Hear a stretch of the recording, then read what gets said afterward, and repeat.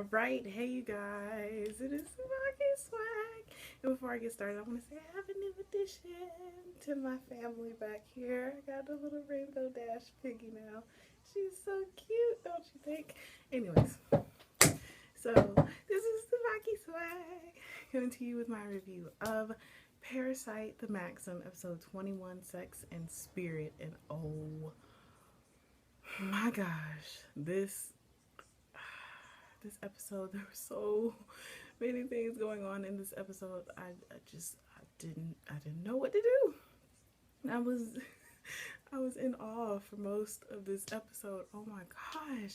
I will say a vast majority of it was Gotoh just like owning everyone. So at first we see Hirokawa, the mayor. He is talking to the people that stormed into the room where he's at. So he's talking to them, and he pretty much gives this whole speech about how humans should let parasites co-inhabit the earth with them, that humans are really the ones that are killing off people. Humans are the most homicidal people out of every species on the planet Earth. And parasites killing a few people is nothing compared to what humans do to themselves. And he was just going on this whole rant about how they, pretty much what Ryoko said about not bullying the parasites, and that living in a world with them really isn't that horrible or as bad as they want to make it seem. But I mean, of course, there are good and there are bad parasites. There are good and there are bad people. There's always going to be good and bad in both. So he was pretty much explaining all of this, and he said that humans are pretty much parasitic beasts. And Shinichi was like, parasitic beast. He really was like contemplating on this. If you think about it, that's literally all the people have done. The parasites weren't really killing anyone or anything. They had pretty much laid low. They were pretty much living within society. I mean, of course they were still feeding, but they weren't really doing a whole lot of harm. So when they came and attacked them and killed all those people, plus killing all the parasites, that was a whole lot of damage on the human's part, as opposed to what the parasites have done. So he said all of this, and then they shot him.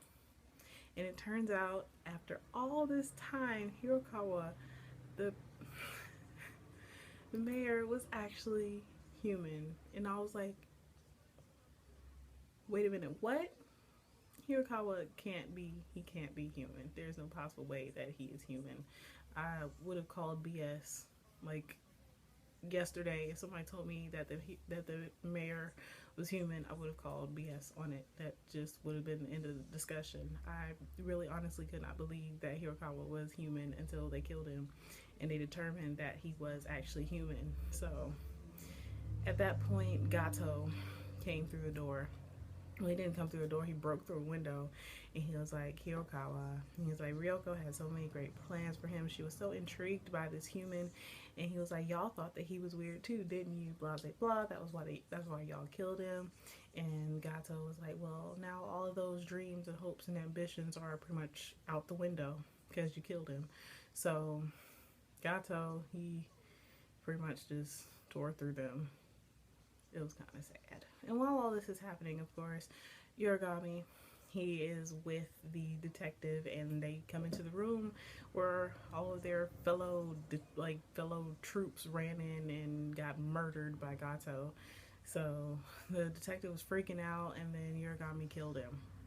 That really wouldn't have surprised me. You can't let a homicidal maniac out of your sight in a room full of 5 guns, because there were 5 people in there. So there's 5 automatic rifles, assault rifles with 16 millimeter lead rounds. Yeah, you don't need to let a homicidal maniac just walk around freely in that room. And he killed him, of course. And then he was going to go about his business. And of course, like at the end, they never even said what happened to Yorigami, but Gotoh continued to own everyone. He killed everyone in his sight, and then he picked off everyone until he got to the leader, the man with the gash in his forehead. I honestly can't remember what his name is. And the leader, he was slightly giving Gotoh a run for his money.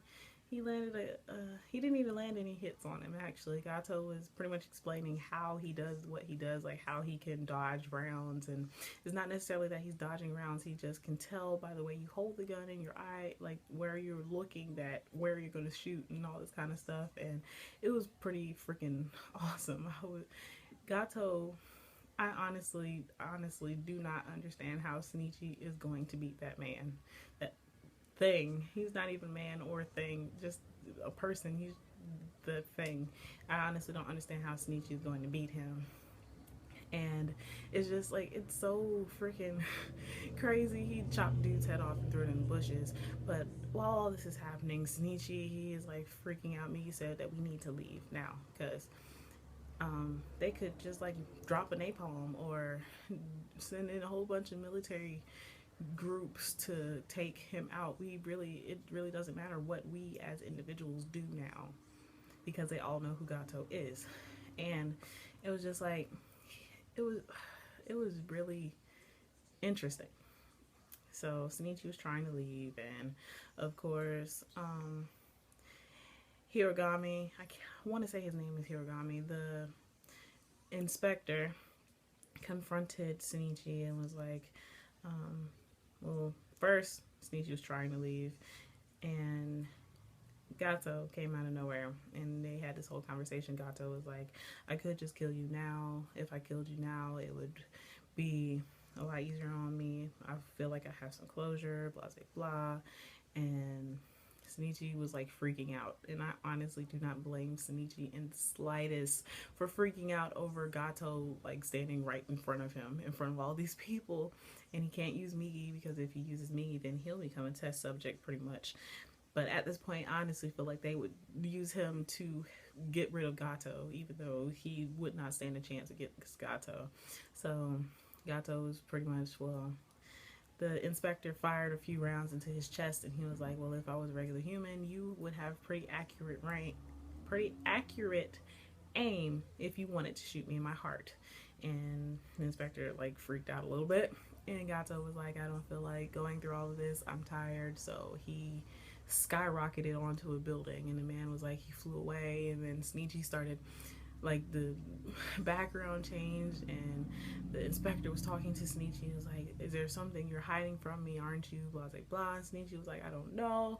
And then they were talking about the head being in the bushes, and then Shinichi looked at the head, and it was actually Shinichi, and it looked at him, and Shinichi freaked out and woke up, and it turned out that in part of the whole experience was a nightmare. So he was talking to Migi, and he was like, so we're going to be dying soon, right?